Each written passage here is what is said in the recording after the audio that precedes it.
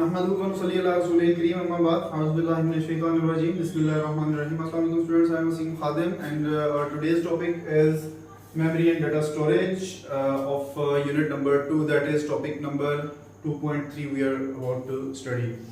अब memory and storage device में हम सबसे पहले कॉन्सेप्ट पढ़ेंगे मेमोरी का कि मेमोरी क्या होती है।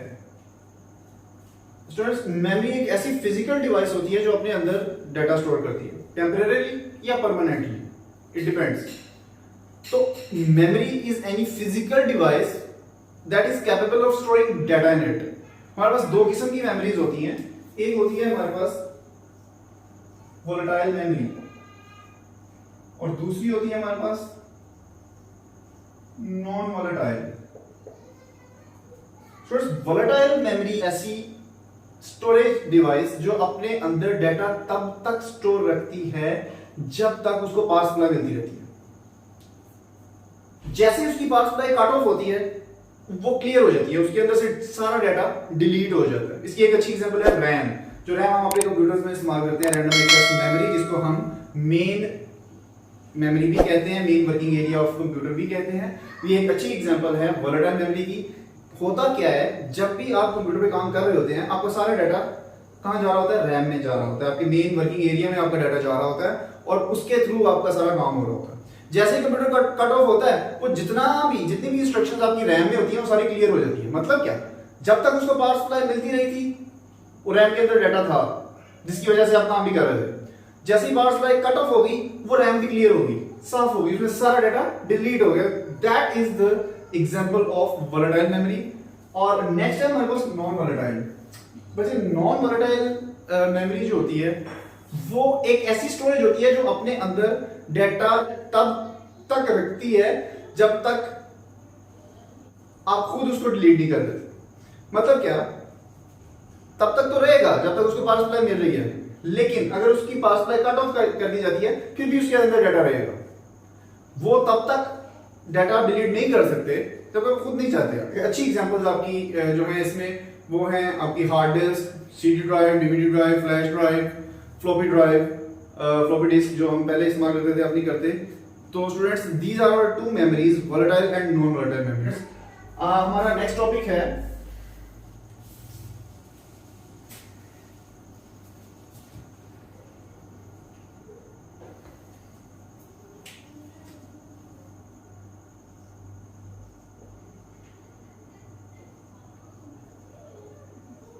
data representation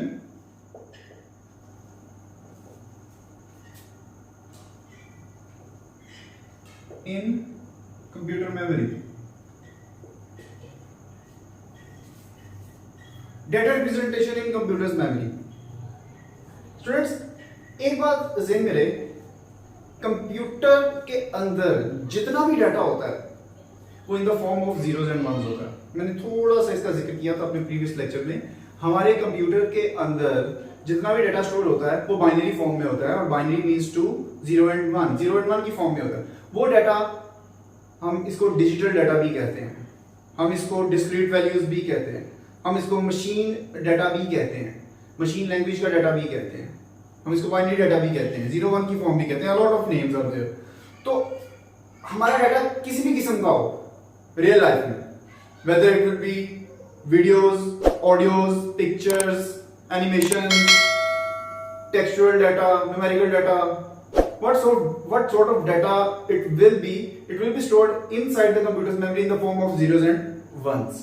अब होता क्या है उसमें, हमारे पास जितने भी कैरेक्टर्स हैं, हमारे कीबोर्ड होता है ना, कीबोर्ड के ऊपर आपको जितनी भी कीज नजर आती हैं उसके ऊपर जितने भी कैरेक्टर्स हैं ना, नंबर्स हो गए, अल्फाबेट्स हो गए, अल्फान्यूमेरिक कीपैड हो गया, उसके अंदर जितने भी कैरेक्टर्स हो गए, स्पेशल कैरेक्टर्स हो गए, उन सब की आस्की वैल्यूज हैं। अब आस्की वैल्यूज क्या होती हैं? आस्की बेसिकली अमेरिकन स्टैंडर्ड है, इसका मतलब है American standard code for information interchange. ये एक ऐसा स्टैंडर्ड है जिन्होंने तमाम आपके जो कैरेक्टर्स हैं, नंबर्स, अल्फाबेट्स, स्पेशल कैरेक्टर्स और जितने भी कैरेक्टर्स हैं आपके कीबोर्ड पे, उन सबको कुछ ना कोई कोड्स असाइन कर दिए हैं डेसिमल फॉर्म में, डेसिमल नंबर्स के सिस्टम में कोड्स असाइन कर दिए। अब होता क्या है, आप जब भी कोई भी डाटा एंटर करते हो वो डाटा थ्रू सम प्रोसेसेस वो कन्वर्जन फेज में होता है। वो किसकी तरफ कन्वर्ट हो रहा होता है? वो मशीन लैंग्वेज की तरफ कन्वर्ट हो रहा होता है। अब देयर आर मल्टीपल वेज जिनसे मुख्तलिफ किस्म का डाटा कन्वर्ट होता है। वीडियो डाटा के कन्वर्ट होने का तरीका डिफरेंट है, ऑडियो डाटा के कन्वर्ट होने का तरीका डिफरेंट है। इसी तरह जो टेक्सचुअल डाटा होता है हम उसकी बात करेंगे ज्यादा आज, टेक्सचुअल डाटा किस तरह कन्वर्ट होता है। मैंने आपको बताया जितने भी नंबर्स और अल्फाबेट्स हैं उनका कोई ना कोई कोड है जो आस्की कोड कहलाता है। आपके इसी बुक के इसी टॉपिक में एक टेबल बना हुआ है जिसके अंदर तमाम आस्की कैरेक्टर्स हैं और उनके कोड्स दिए गए हैं, वो आप देख सकते हैं। अब होता क्या है, हम जैसे ही कोई कैरेक्टर टाइप करते हैं कंप्यूटर में, जो भी हम टाइप करते हैं वो कंप्यूटर क्या करता है, उस कैरेक्टर का आस्की कोड गेट करता है। आस्की कोड गेट करने के बाद उसकी बाइनरी डिवीजन करता है और उसको बाइनरी फॉर्म में कन्वर्ट कर देता है। ठीक है, आस्की कोड हमारे पास डेसिमल वैल्यू आ गई ना, मैंने आपको बताया जितने भी कैरेक्टर्स हैं उनके कोड्स हैं और वो कोड्स डेसिमल फॉर्म में हैं, डेसिमल नंबर्स की फॉर्म में है। तो अब डेसिमल से बाइनरी कन्वर्जन हमने पढ़ी थी प्रीवियस लेक्चर में, डेसिमल से बाइनरी में हम किस तरह कन्वर्ट करते हैं। तो वो कोड्स जो है, जो डेसिमल के कोड्स हैं, डेसिमल फॉर्म में कोड्स हैं, उनको कन्वर्ट किया जाता है बाइनरी फॉर्म में। फिर जब वो बाइनरी फॉर्म में कन्वर्ट हो जाते हैं, 0-1 की फॉर्म में कन्वर्ट हो जाते हैं, कंप्यूटर फिर वो समझता है। बिकॉज कंप्यूटर इज अ डम मशीन, कंप्यूटर सिर्फ 0 और 1 की लैंग्वेज समझता है क्योंकि वो कोड्स हमने कन्वर्ट कर दिए बाइनरी फॉर्म में, और binary means 0 and 1, binary means 0 and 1। अब वो 0 और 1 कंप्यूटर समझेगा और वो भी 0 and 1 नहीं समझता। अगर हम इसकी बहुत डिटेल में जाएंगे तो 0 means of, 1 means on. It's all about supply of current, voltage supply, fluctuation of current. 0 means of, current of है, वोल्टेज इज ऑफ है। 1 means on, voltage is on है। अगर वैल्यू 0 कंसीडर होगी उसका मतलब होगा कंप्यूटर समझेगा कि वोल्टेज नहीं आ रहे। 1 है तो कंप्यूटर समझेगा वोल्टेज आ रहे हैं। तो खैर ये बहुत ज्यादा डिटेल में चला जाएगा। तो इन शॉर्ट ये कि हमारा सारा डाटा कंप्यूटर मेमोरी में इन the form of binary represent होता है। अगर हम डायरेक्टली बाइनरी दे देते हैं तो वो समझ जाता है, अगर हम किसी और फॉर्म में डाटा देते हैं तो वो पहले बाइनरी में कन्वर्ट करता है फिर उसको एक्सेप्ट करता है। अब एक छोटी सी एग्जांपल ले लेते हैं। लेट्स सपोज हमारे पास एक वर्ड है पाकिस्तान। अब पाकिस्तान के अंदर ये कितने कैरेक्टर्स हैं? 1 2 3 4 5 6 7 8। There are 8 characters in a word Pakistan. अब रिमेंबर वन थिंग कि इसका हर एक कैरेक्टर जो है वो 8 बिट्स के इक्वल है। 8 बिट्स, और बिट क्या होती है? 0 भी एक बिट है, 1 भी एक बिट है। 0 भी एक बिट है, 1 भी एक बिट है, मतलब बिट्स ये कहलाती हैं 0 and 1। तो 8 bits means n is consisting of 8 different zeros and ones. अगर हम n का आस्की कोड लें, उस आस्की कोड को बाइनरी में कन्वर्ट करें तो 8 डिफरेंट जीरोस और वंस बनेंगे। फाइन। तो इसका मतलब है एक कैरेक्टर के 8 बिट्स होते हैं और 8 bits are equal to 1 byte. So if we are willing to store this word Pakistan into our computer's memory, it means we will be having 8 bytes of memory storage to store this specific word. हमारे पास computer memory में 8 bytes की storage हमें available होनी चाहिए। 8 bytes की storage available होनी चाहिए पाकिस्तान को स्टोर करने के लिए, क्योंकि पाकिस्तान में 8 कैरेक्टर्स हैं और हर एक character is equal to 1 byte. So students, that was all about representation in computers memory, representation of data in computers memory. Student, हमारा नेक्स्ट टॉपिक है स्टोरेज डिवाइसेस।